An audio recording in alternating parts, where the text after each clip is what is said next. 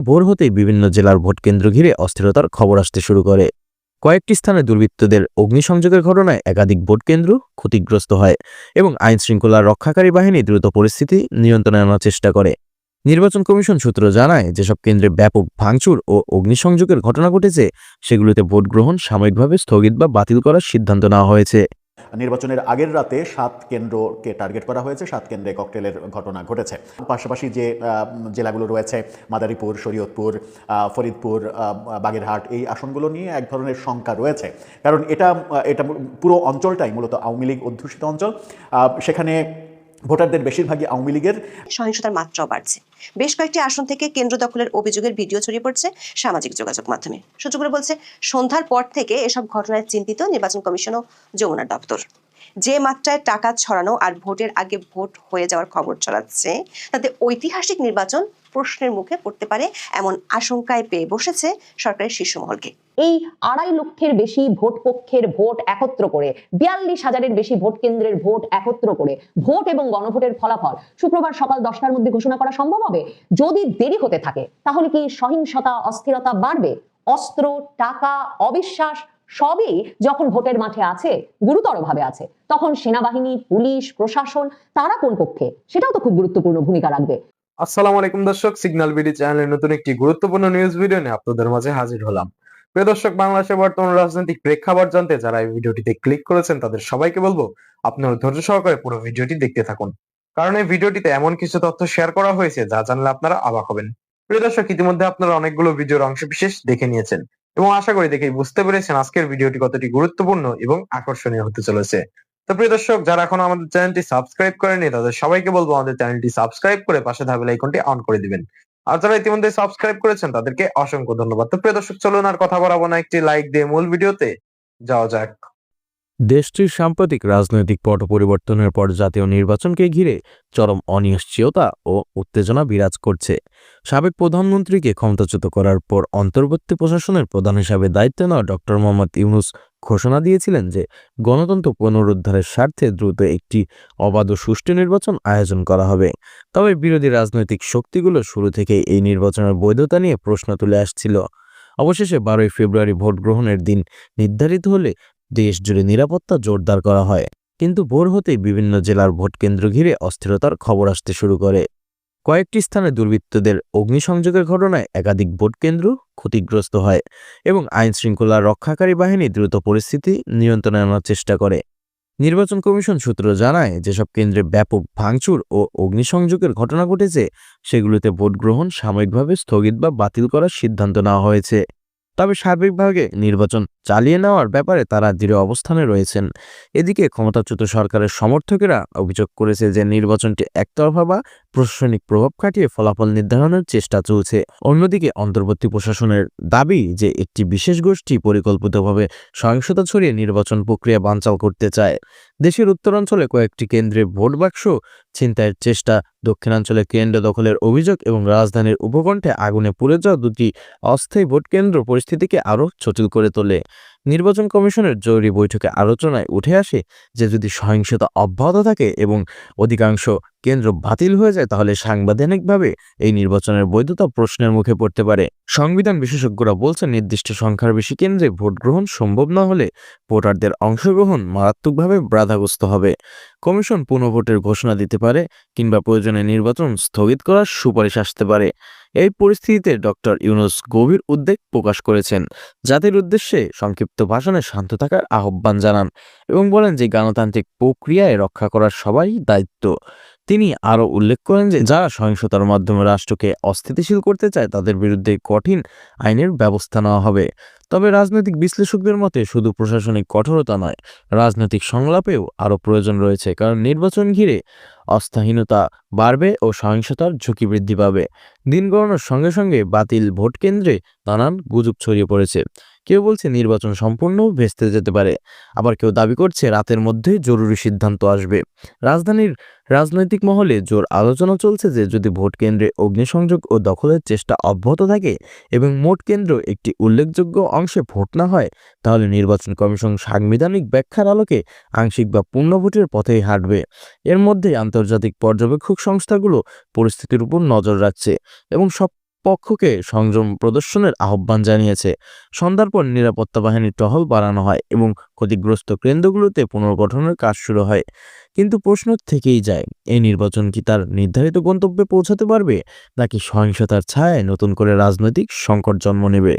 দেশবাসী এখন অপেক্ষায় রয়েছে নির্বাচন কমিশনের চূড়ান্ত ঘোষণার, যা নির্ধারণ করবে গণতান্ত্রিক যাত্রাপথ সাময়িকভাবে থমকে যাবে নাকি পুনর্গঠিত আস্থার ভিত্তিতে আবারও এগিয়ে যাবে। গোপালগঞ্জে কি হচ্ছে? রাতে খুব একটা ভালো খবর গোপালগঞ্জ থেকে আসেনি। তার মানে গোপালগঞ্জের নির্বাচন বিঘ্নিত হবে এরকম একটা সিগন্যাল রাতে এসেছে। কি বলছে ডেইলি স্টার? চলুন ডেইলি স্টারের শিরোনামটা দেখলেই একটু বুঝতে পারবো। ডেইলি স্টার বলছে গোপালগঞ্জে 7 কেন্দ্রের সামনে ককটেল বিস্ফোরণ।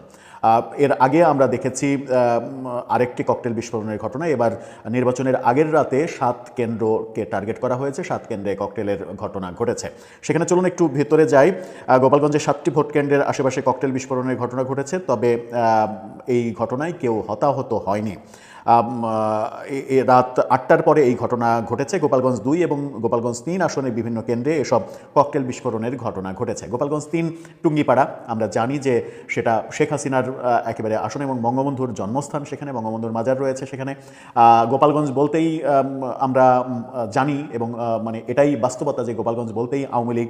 সেখানে যারা বিএনপির ভোট করছে কিংবা জামাতের ভোট করছে, যারাই ভোট করছে তারা বঙ্গবন্ধুর সমাধিতে তাদের যেতে দেখা গেছে এবং আওয়ামী লীগের অস্তিত্ব স্বীকার করে নিয়েই বলছে। এবং একজন প্রার্থীকে তো আমরা বলতেই শুনেছিলাম, জামাতের একজন প্রার্থীকে, যে এখানে গোপালগঞ্জে আমরা সবাই আসলে আওয়ামী লীগ, আমি আওয়ামী লীগ না করলেও আমার ভাই কিংবা চাচা কিংবা সন্তান কেউ না কেউ কোনোভাবে আওয়ামী লীগ করে, সুতরাং আওয়ামী লীগকে বাদ দিয়ে এখানে কোনো কিছু করা যাবে না, সুতরাং আওয়ামী লীগের ভোটারদের উপরেই আমাদের নির্ভরতা রয়েছে। এই ধরনের বক্তব্য আমরা দেখেছিলাম। গোপালগঞ্জের অতিরিক্ত police super Sarwar Hossain daily স্টারকে বোমা হামলার কথা নিশ্চিত করেছেন। তিনি বলেছেন 5 থেকে 7টি স্থানে ককটেল বিস্ফোরণের ঘটনা ঘটেছে।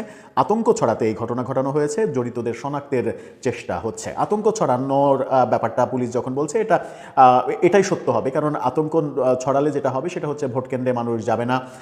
এই ঘটনা গোপালগঞ্জে এখন পর্যন্ত, এই মধ্যরাতে যখন ভিডিওটা করছি তখন পর্যন্ত গোপালগঞ্জের এই খবরটাই এসেছে, এরকম ঘটনা। দেশের অন্যত্রও এরকম আশঙ্কা রয়েছে, গোয়েন্দা প্রতিবেদনও খুব একটা ভালো নয়। সেই প্রেক্ষাপটে গোপালগঞ্জে এই কাজটা যেটা হয়েছে সেটা অনেকটা আওয়ামী লীগের কাঁধেই চলে যেতে পারে, কিন্তু দেশের অন্যান্য জায়গা থেকে তেমন কোনো খবর কিন্তু আমরা পাইনি। যে কেন্দ্রগুলোতে এই ঘটনা ঘটেছে সেটা হচ্ছে বিনাপানি সরকারি প্রাথমিক বিদ্যালয়, রেশমা ইন্টারন্যাশনাল স্কুল, শহীদ মাহবুব আলী সরকারি প্রাথমিক বিদ্যালয়, দক্ষিণ রঘুনাথপুর সরকারি প্রাথমিক বিদ্যালয়, Majhigati high school, Durgapur high school এবং টুঙ্গিপাড়ার গোয়াদানা বিন্দুবাসিনী উচ্চ বিদ্যালয়। এই কেন্দ্রগুলোর সামনে ককটেল বিস্ফোরণের ঘটনা ঘটেছে। এদিকে বিস্ফোরণের পর এলাকায় আতঙ্ক ছড়িয়ে পড়ে। পুলিশ ঘটনাস্থল পরিদর্শন করে আলামত জব্দ করেছে। সেনাবাহিনীও স্থানগুলো পরিদর্শন করেছে এবং নিরাপত্তা জোরদার করা হয়েছে আরও বেশি। এর আগে গত 10 ফেব্রুয়ারি, এই মাত্র একদিন আগে 10 ফেব্রুয়ারি জেলা প্রশাসকের কার্যালয়ের সামনে পৌরসভা সংলগ্ন বাগানের পাশের রাস্তায় ককটেল বিস্ফোরণের ঘটনা ঘটে। অর্থাৎ 10 তারিখের পরে 11 তারিখের রাতে, অর্থাৎ 12 তারিখের নির্বাচনের ঠিক কয়েক ঘন্টা আগে এই ঘটনাটা ঘটল। এখন এই শঙ্কা তো রয়েছে গোপালগঞ্জের আসনগুলো নিয়ে। 2টি আসনে যেহেতু এই ঘটনা ঘটল, গোপালগঞ্জ 2 এবং 3, সাথে গোপালগঞ্জ শুধু না, পাশাপাশি যে জেলাগুলো রয়েছে মাদারীপুর, শরীয়তপুর, ফরিদপুর, বাগেরহাট, এই আসনগুলো নিয়ে এক ধরনের শঙ্কা রয়েছে, কারণ এটা পুরো অঞ্চলটাই মূলত আওয়ামী লীগ অধ্যুষিত অঞ্চল। সেখানে ভোটারদের বেশিরভাগই আওয়ামী লীগের, এবং গোপালগঞ্জ তো অতি অবশ্যই, গোপালগঞ্জের ভাবা হয় যে 95%-এর বেশি মানুষ আওয়ামী লীগ করে। গোপালগঞ্জ মানেই আওয়ামী লীগ। যদি আওয়ামী লীগ না করে তাহলে অ্যাক্সিডেন্টাল ঘটনা সেটা ধরা হয়। এখন দেখার বিষয় যে এই ঘটনা কোনো মানে আরও খারাপ পরিস্থিতির দিকে যায় কিনা। আমরা অন্তত প্রত্যাশা করতেই পারি যে কোনো খারাপ পরিস্থিতির দিকে যাবে না, এবং নির্বাচনের বাস্তবতা, নির্বাচনে আওয়ামী লীগ নেই, এটা তাদের জন্য খুবই কষ্টের ব্যাপার, এটা তাদের মেনে নেওয়াটাও কঠিন। তারপরেও এই বাস্তবতায় মানে নির্বাচনটাকে কলুষিত করাটা কতটা ঠিক হবে, কতটা বেঠিক হবে, সেই ভাবনা নিশ্চয়ই তাদের মধ্যে থাকবে। দেখা যাক শেষ পর্যন্ত কি হয়। তবে ইঙ্গিতটা খুব একটা ভালো মনে হচ্ছে না। আবার দেশের বিভিন্ন জায়গা থেকে সংঘর্ষের যে ঘটনাগুলো ঘটছে, ভোট কারচুপির চেষ্টার যে খবরগুলো আসছে সারা দেশ থেকে, সেগুলো নিয়েও একটা বড় উদ্বেগ তৈরি হয়েছে ভোটের আগের রাতে, যে ভোটের দিন এর চাইতে অনেক বেশি, অন্তত 100 গুণ বেশি ঘটনা ঘটতেই পারে। ঝিনাইদহ 4 কালীগঞ্জ ও সদরের আংশিক আসনের সলিমুন্নেসা বালিকা বিদ্যালয় কেন্দ্রে দাঁড়িপাল্লা প্রতীকের এজেন্টের স্বাক্ষরিত 23টি রেজাল্ট বা ফলাফল শিট উদ্ধার করা হয়েছে। 11 ফেব্রুয়ারি বুধবার রাত 8টার দিকে কালীগঞ্জ পৌরসভার 5 নম্বর কেন্দ্র সলিমুন্নেসা মাধ্যমিক বালিকা বিদ্যালয় কেন্দ্রে এই ঘটনা ঘটে। এই কেন্দ্রের প্রিজাইডিং কর্মকর্তা হিসেবে দায়িত্ব পালন করছেন জনস্বাস্থ্য প্রকৌশল অধিদপ্তরের সহকারী প্রকৌশলী জেসমিনারা। এই ঘটনার পর কেন্দ্র পরিদর্শন করেছেন এক্সিকিউটিভ ম্যাজিস্ট্রেট সেলিম রেজা, সহকারী রিটার্নিং কর্মকর্তা রিজওয়ানা নাহিদ। এক্সিকিউটিভ ম্যাজিস্ট্রেট সেলিম রেজা জানান, খবর পেয়ে কেন্দ্রে এসে 23টি রেজাল্ট শিট জব্দ করা হয়েছে। সেগুলো ছিঁড়ে ফেলা হয়েছে, নতুন রেজাল্ট শিট তৈরি করার জন্য বলা হয়েছে এবং প্রিজাইডিং অফিসারকে নির্দেশনা দেওয়া হয়েছে। তিনি আরও জানান, দাঁড়িপাল্লা প্রতীকের একজন পোলিং এজেন্ট 23টি রেজাল্ট শিটে স্বাক্ষর করেছে। কেন্দ্রটির প্রিজাইডিং অফিসার জেসমিনারা বলেন, জিল্লুর রহমান নামের এক পোলিং এজেন্টের স্বাক্ষরিত 23টি রেজাল্ট শিট ছিঁড়ে ফেলা হয়েছে। তিনি এর বেশি কিছু বলতে চাননি। নারায়ণগঞ্জের সিদ্ধিরগঞ্জে একটি ভোট কেন্দ্রের ব্যালট বাক্স ও ব্যালট পেপার প্রস্তুতজনিত অভিযোগ উঠেছে এক প্রিজাইডিং কর্মকর্তার বিরুদ্ধে। ওই প্রিজাইডিং কর্মকর্তা জামাতের একজন সাবেক নেতা। স্থানীয় বিএনপি নেতাকর্মীদের অভিযোগ, প্রিজাইডিং অফিসার মোহাম্মদ বশিরুল হক ভূঁইয়া জামাত ইসলামীর অনুসারী। এই ঘটনার ভিডিও ফুটেজ সামাজিক যোগাযোগ মাধ্যমে ছড়িয়ে পড়লে প্রিজাইডিং অফিসার মোহাম্মদ বশিরুল হক ভূঁইয়ার সঙ্গে স্থানীয় বিএনপি নেতাকর্মীদের বাকবিতণ্ডা এবং উত্তেজনাকর পরিস্থিতির সৃষ্টি হলে যৌথ বাহিনী ঘটনাস্থলে পৌঁছে পরিস্থিতি শান্ত করে। বুধবার সন্ধ্যা 7টায় সিদ্ধিরগঞ্জের সিটি কর্পোরেশনের 8 নম্বর ওয়ার্ডের ধনকুণ্ডা পপুলার হাই স্কুলে এই ঘটনা ঘটে। দেশ টিভিতে প্রচারিত এক ভিডিওতে দেখা গেছে বরগুনা 1 আসনের গগন স্কুল কেন্দ্রে রেজাল্ট শিটে প্রিজাইডিং অফিসার আগাম স্বাক্ষর দিচ্ছেন। এর আগে দিনভর টাকা দিয়ে ভোট কিনতে গিয়ে হাতে নাতে ধরা পড়া কিংবা টাকার বস্তাসহ আটক হওয়া খবরে সংবাদ মাধ্যম আর সামাজিক মাধ্যম ছয়লাভ ছিল। দৈনিক মানব জমিনের এক খবরে বলা হয়েছে, সৈয়দপুর, কুমিল্লা, শরীয়তপুর, পটুয়াখালী, সিরাজগঞ্জ, জামালপুর, নারায়ণগঞ্জের সোনারগাঁ, ঢাকার সূত্রাপুরে টাকা সহ জামাতের 12 নেতাকে আটক করা হয়েছে। বুধবার সকাল থেকে সন্ধ্যা পর্যন্ত ভোট কেনার জন্য টাকা বিতরণের অভিযোগে জামাতের এসব নেতাকর্মীকে আটক করা হয়। নীলফামারীর সৈয়দপুর বিমানবন্দরে 74 লাখ টাকার ব্যাগ সহ ঠাকুরগাঁও জেলা জামাতের আমির বিলাল উদ্দিন প্রধানকে আটক করেছে সেনাবাহিনী। কুমিল্লার মুরাদনগরে 2 লাখ টাকা বিতরণের অভিযোগে জামাত ইসলামের এক নেতাকে আটক করেছে স্থানীয় জনতা।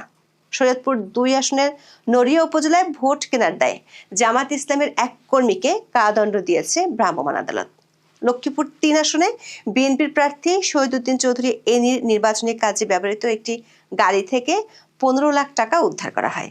বুধবার রাত 8টার দিকে শহরের ঝুমুর এলাকায় তল্লাশি চৌকিতে এই টাকা উদ্ধার করা হয়। এই সময় এনির ব্যক্তিগত সহকারী ও কৃষক দলের জ্যেষ্ঠ সহসভাপতি বদরুল ইসলাম শ্যামল সহ 3 জনকে আটক করা হয়।